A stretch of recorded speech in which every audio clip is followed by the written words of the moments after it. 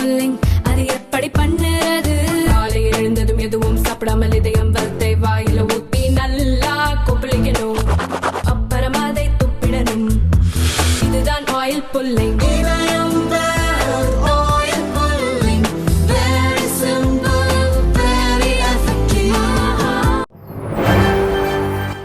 வணக்கம்.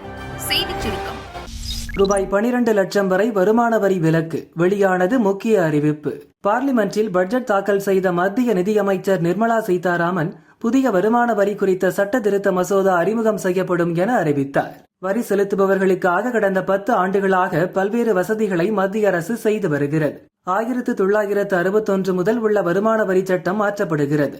அடுத்த வாரம் புதிய வருமான வரி மசோதா தாக்கல் செய்யப்படும். இந்த மசோதா அனைவருக்கும் புரியும் வகையில் எளிமையாக இருக்கும். வருமான வரி பிடித்தம் எளிதாக்கப்படும். மூத்த குடிமக்களுக்கு 50,000 ரூபாய் வரை வரி பிடித்தம் கிடையாது. மூத்த குடிமக்களுக்கான வருமான வரி வரம்பு 50,000 1 லட்சமாக உயர்த்தப்படுகிறது. வருமான வரி செலுத்தும் 90 லட்சம் பேர் தங்களின் தகவல்களை திருத்தி சரியான தகவல்களை பகிர்ந்துள்ளனர். வருமான வரி கணக்கை தாக்கல் செய்வதற்கான கால அவகாசம் 2 ஆண்டிலிருந்து 4 ஆண்டுகளாக நீட்டிக்கப்பட்டுள்ளது. டிடிஎஸ் மற்றும் டிசிஎஸ் வரி விதிப்பு முறைகள் எளிமைப்படுத்தப்படும். வீட்டு வாடகைக்கான டிடிஎஸ் வரம்பு 6 லட்சமாக உயர்த்தப்படும். ஆண்டு வருமானம் 12 லட்சம் ரூபாய் வரை வருமான வரி கிடையாது.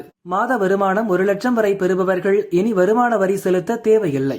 7 லட்சம் ரூபாயாக இருந்த வருமான வரி உச்ச வரம்பை 12 லட்சமாக மத்திய நிதியமைச்சர் உயர்த்தி அறிவித்தார். விவசாயிகள், பெண்கள் நலனுக்கு பட்ஜெட்டில் முக்கியத்துவம். நிர்மலா சீதாராமன் அறிவிப்பு. பார்லிமென்டில் மத்திய நிதி அமைச்சர் நிர்மலா சீதாராமன் தொடர்ந்து 8வது முறையாக இன்று பட்ஜெட்டை தாக்கல் செய்தார். தெலுங்கு கவிஞர் குரஜாடா அப்பாராவின் கவிதை வரிகளை மேற்கோள் காட்டி தனது உரையை துவங்கினார். இந்திய பொருளாதாரம் வேகமாக வளர்ந்து வருகிறது. நாட்டின் வளர்ச்சியை அதிகரிக்கவும் மக்களின் வாழ்வாதாரத்தை உயர்த்தும் வகையிலும் பட்ஜெட் அமைந்துள்ளது.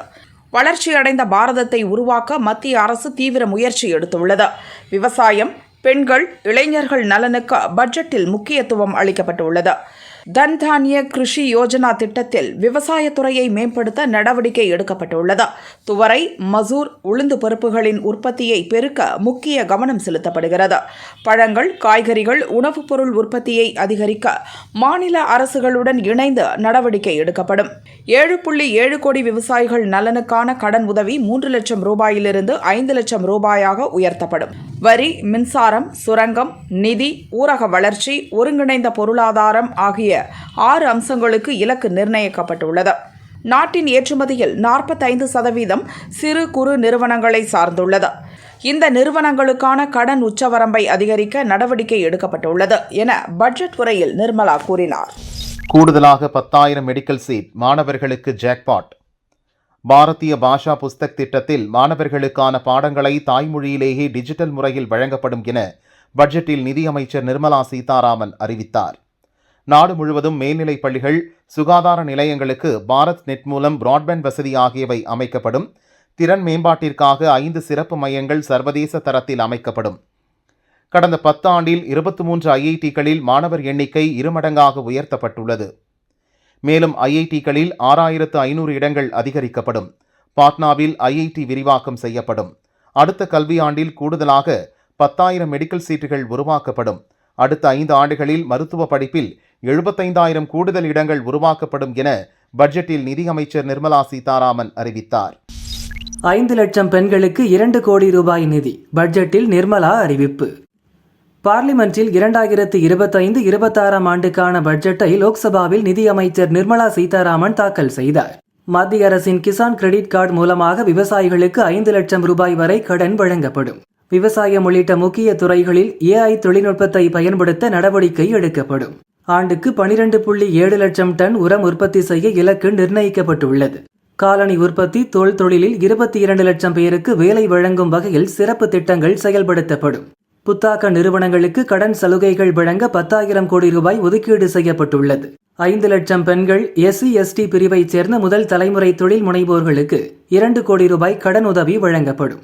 மாநிலங்களின் மூலதன நிதிக்காக வட்டியில்லா கடனாக 1.5 லட்சம் கோடி ரூபாய் வழங்க நடவடிக்கை எடுக்கப்படும்.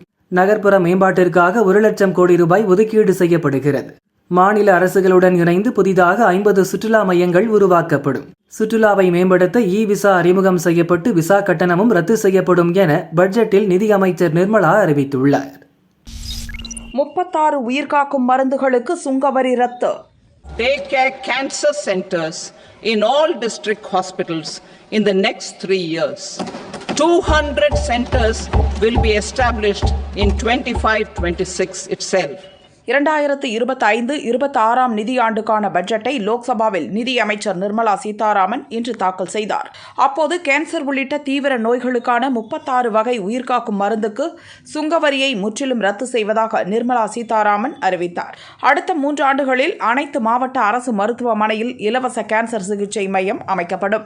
இன்சூரன்ஸ் துறையில் நேரடி அந்நிய முதலீடு உச்சவரம்பு 74%-இருந்து 100% உயர்த்தப்படும். மருத்துவ விசா விதிமுறைகளை எளிமைப்படுத்த நடவடிக்கை எடுக்கப்படும். மருத்துவத்துறைக்கும் மானியத்துடன் கூடிய முத்ரா கடன் திட்டம் துவங்கப்படும் எனவும் பட்ஜெட்டில் நிர்மலா சீதாராமன் அறிவித்தார். The FDI limit for the insurance sector will be raised from 74 to 100%. This enhanced limit will be available for those companies which invest the entire premium in India.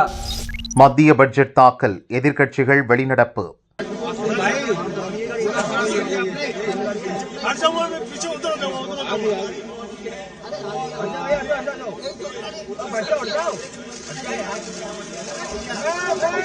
இரண்டாயிரத்து 25-26 நிதியாண்டிற்கான மத்திய பட்ஜெட் இன்று தாக்கல் செய்யப்படுகிறது.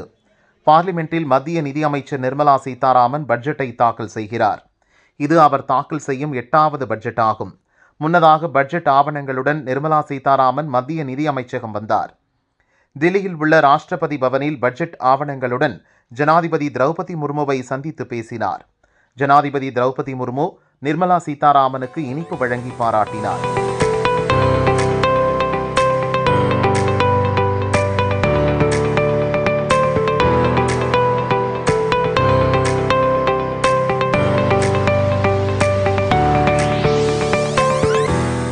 தொடர்ந்து பார்லிமெண்ட் வந்த நிர்மலா சீதாராமன் பிரதமர் நரேந்திர மோடி தலைமையிலான அமைச்சரவை கூட்டத்தில் பட்ஜெட் தாக்கல் செய்து ஒப்புதல் பெற்றார். தொடர்ந்து 8வது முறையாக பார்லிமெண்டில் நிர்மலா சீதாராமன் பட்ஜெட்டை தாக்கல் செய்தார். பட்ஜெட் உரையை வாசிக்க விடாமல் எதிர்க்கட்சிகள் அமளியில் ஈடுபட்டனர். தொடர்ந்து அமளிக்கு இடையே நிர்மலா சீதாராமன் பட்ஜெட்டை தாக்கல் செய்தார். இதன் தொடர்ச்சியாக எதிர்க்கட்சிகள் அவையிலிருந்து வெளிநடப்பு செய்தனர். And innovation, securing energy supplies, investments and exports, the fuel our reforms, our guiding spirit inclusivity and the destination Vikasit Bharat. அரசு மருத்துவமனை வாசலில் இளைஞரை தீர்த்து கட்டிய கும்பல். சிவகங்கை மாவட்டம் திருப்பத்தூர் அரசு மருத்துவமனை பின்புற வாசல் பகுதியில் நேற்றிரவு இளைஞர் ஒருவரை 4 பேர் கும்பல் ஓட அரிவாளால் வெட்டியுள்ளது.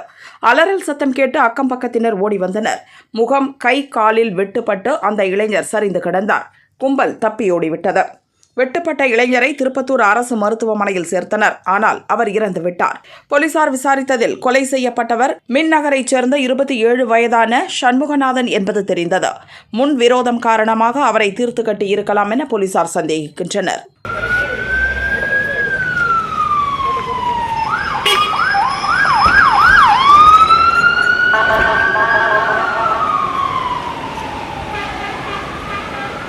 குற்றவாளிகளை பிடிக்கும் முயற்சியில் போலீசார் இறங்கியுள்ளனர். மருத்துவமனை வாசலில் நடந்த இந்த கொடூர சம்பவம் அப்பகுதி மக்களிடையே அச்சத்தை ஏற்படுத்தியுள்ளது.